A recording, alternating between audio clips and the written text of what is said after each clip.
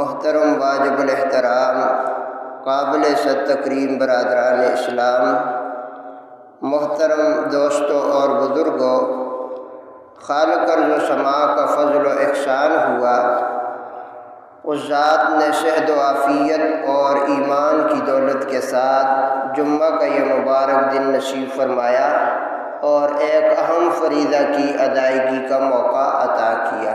یہ محض اس ذات کا فضل و احسان ہے، جسے چاہے در پہ بلا لے، جسے چاہے در سے دھتکار دے۔ سعادت مند ہیں وہ لوگ جنہیں بار بار رب کے سامنے سجدہ شکر کی توفیق عطا ہوتی ہے۔ بد نصیب ہیں وہ لوگ جو اس نعمت سے محروم ہو کر رب کے در سے دھتکار دیے جائیں۔ اللہ سے دعا فرمائیں کہ اللہ بار بار اپنے سامنے سجدہ شکر کی توفیق نصیب فرمائے۔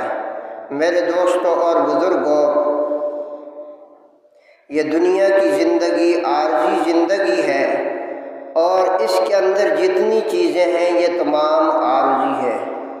اصل چیز، باقی رہنے والی چیز اعمال صالحہ ہے اور آخرت کی زندگی ہے۔ لہٰذا اعمال صالحہ اگر بندے کے پاس موجود ہے تو وہ ہمیشہ باقی رہنے والی زندگی میں پرسکون رہے گا۔ اگر اس نے اس دنیا کے اندر اعمال صالحہ نہ کیے تو وہ ہمیشہ والی زندگی میں نامراد اور مصیبتوں پریشانیوں میں رہے گا۔ تو لہٰذا اہل علم فرماتے ہیں کہ جب تک سانس ہے چانس ہے، سانس ختم تو چانس ختم۔ جب تک یہ زندگی ہے، یہ سانس آ جا رہے ہیں، ہمارے پاس وقت ہے کہ اعمال صالحہ زیادہ سے زیادہ کر کے اپنی آخرت کی زندگی کے لیے کچھ نہ کچھ توشہ کر لیں، وگرنہ جب یہ زندگی ختم ہو گئی تو پھر وہ اعمال کا سلسلہ ختم ہو جائے گا، پھر موقع نہیں ملے گا۔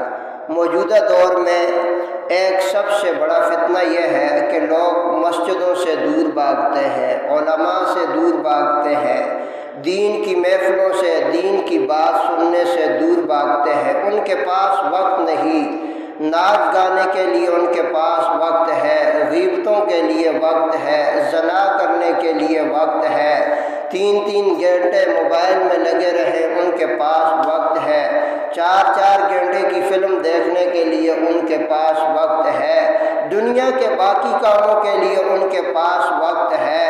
لیکن جب اللہ کے دین کے لیے انہیں دعوت فکر دی جائے تو ان کے پاس 100 حجتیں ہوتی ہیں۔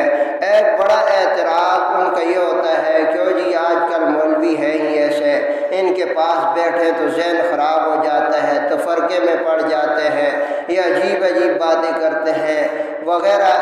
یعنی کہ اس طرح سے لوگوں کو دین سے، مسجد سے، دینی تعلیمات سے، اہل اللہ سے بدظن کیا جاتا ہے، دور کیا جاتا ہے۔